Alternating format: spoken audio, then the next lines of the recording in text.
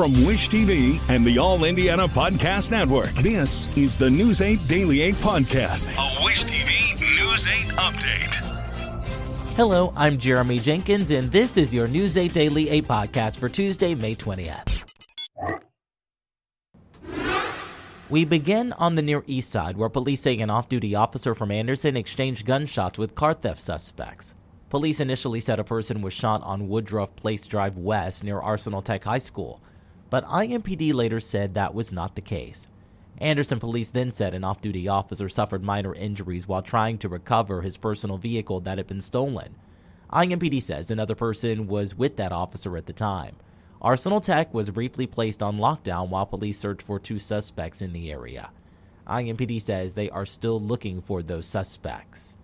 On the northeast side, IMPD says a man is dead and a person is detained after a shooting at an apartment complex. Authorities say officers were called to Meadows Way near 42nd and Sherman, just east of the state fairgrounds after 5:15 this morning. Police say they found a man with a gunshot wound. He died at the scene. Right now, we are working to learn what led to the shooting and if anyone is under arrest. To ITMate, the state has executed a man who killed a Beech Grove police officer 25 years ago. It ends a saga that included multiple efforts to have Benjamin Ritchie's death sentence commuted to life in prison. Tim Spears reports. Benjamin Ritchie was pronounced dead at 12:46 a.m. local time. His last words were, "I love my family, my friends, and all the support I've gotten. I hope they all find peace." Retired police officers and dozens of members of the Beech Grove community raised blue glow sticks in unison as Officer Bill Toney's family left the prison. Shortly after, Ritchie's attorney came out and described what he saw. Mr. Ritchie looked up at us, smiled, and waved. Lay back down. A few seconds later, he was speaking. It was clear he was speaking, though he was lying down. His left arm fist was clenching, and his feet were moving for about 10 seconds. Then he sat up and violently twitched for about 3 seconds. Lay back down. And then about 3 minutes later, 2 or 3 minutes later, they closed the blinds. This is a foolish, senseless, agonizing waste of time and money. The man we executed today, though he himself acknowledges that he committed a senseless crime 25 years ago, is not the same person who committed that crime. The U.S. Supreme Court denied Benjamin Ritchie's petition to stay his execution late Monday evening, bringing an end to the more than 2-decade saga that started with Officer Bill Toney's death. No members of Toney's family or the state came to speak to the media after the execution, and no members of the media were allowed inside to witness. Reporting from Michigan City, Tim Spears for Wish TV and WishTV.com. After Ritchie's execution, Governor Mike Braun issued a statement saying, in part, since Benjamin Ritchie's conviction in 2002, his case has been heard and reviewed numerous times by both state and federal courts, including the Indiana Supreme Court and the U.S. Supreme Court, never resulting in an overturned sentence. Braun denied Ritchie's request for clemency last week. We also received a statement from the attorney who most recently represented Ritchie in court and before the state parole board. Mark Koselke said in part, we continue to believe, as did half of the Indiana Supreme Court, that Ben's execution was inappropriate. Indiana executed a man with profound brain damage and developmental disabilities.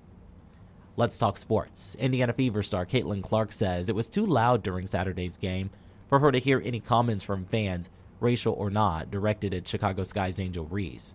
Clark also says she is backing up the WNBA's investigation. The league is looking into what it called hateful comments from fans toward Reese after Clark's hard foul that turned into a flagrant. Reese tried to confront Clark after the play, and that is the moment that the crowd erupted. Both teams and the WNBA have issued statements supporting the investigation. The Fever play again at Gamebridge against Atlanta tonight at 7. The Indiana Pacers are giving away free tickets to a watch party for Game 2 of the Eastern Conference Finals against the Knicks on Friday. The party will feature the game on the video board at Gamebridge Fieldhouse. There will also be in-game giveaways and other forms of entertainment. There is a 4-ticket limit per person. Tickets will be available this morning at 10. Game 1 of the Eastern Conference Finals is tomorrow night at Madison Square Garden in New York. Well, the town of Speedway is transforming a popular roundabout in honor of a legendary racer, Al Unser Sr. The roundabout, located at 16th and Main, will formally be named the Al Unser Sr. Roundabout in honor of the popular Indy 500 racer. The $2.1 million project will be partially funded by the Al Unser Sr. Trust. Construction is expected to begin next month, with completion targeted for April 2026. When it comes to the weather, Storm Track 8 says we are in for a Storm Track 8 weather alert today because of strong storms coming in. Meteorologist Tara Hastings has your News 8 Daily 8 forecast. So we've got some rain pushing in right now. I would say some steady light to moderate rain, maybe even a few pockets of heavy rain. And then later this afternoon, we could see some more thunderstorms developing. Some of those could be on the stronger side. So stay on weather alert for today. Let me show you Storm Tracker and what we have going on. You can see pretty much everywhere where we have some of these pockets of some heavier rain. This is where you see this yellow. So right around the Shelbyville area, into parts of Knightstown, right along the Greenfield area along I-70. We're seeing some heavier pockets of rain up around the Anderson and Elwood area, and then across parts of Noblesville, a quick downpour. And then just some light but steady rain all across Marion County, farther southward into parts of Johnson County. We're seeing some of these light to moderate rain showers as well. We had some claps of thunder earlier this morning. Doesn't look like we have any lightning strikes right now, but soggy conditions. A live look over in Carmel, where we're at 53 degrees, 54 in Indianapolis, 60 in Bloomington right now, and 68 degrees in Evansville. At times today, the winds are going to be a bit breezy. We may see non-thunderstorm wind gusts pop up to around 20 miles per hour. And I think for the most part, many locations will stay into the 60s today in Indianapolis, maybe not even reaching that 70-degree mark. But then later on this afternoon into the early evening hours, could see a round of showers and thunderstorms. Some of those could be on the stronger side. We'll kind of time those out on Futurecast coming up in my full forecast. To get a peek at Tara's full forecast, just head over to wishtv.com, or you can download the Wish TV Storm Track 8 app. And don't forget to check out our Storm Track 8 weather blogs. This has been your News 8 Daily 8 podcast for Tuesday, May 20th. I'm Jeremy Jenkins for Wish TV and wishtv.com. This is the News 8 Daily 8 podcast, a Wish TV News 8 update on demand. For even more, on demand and on the go, connect with Wish TV on Facebook at wishtv.com and on the free Wish TV mobile app. Thank you for listening, and be sure to like, subscribe, and follow this podcast for updates every weekday morning on the All Indiana Podcast Network and wherever you get your podcast.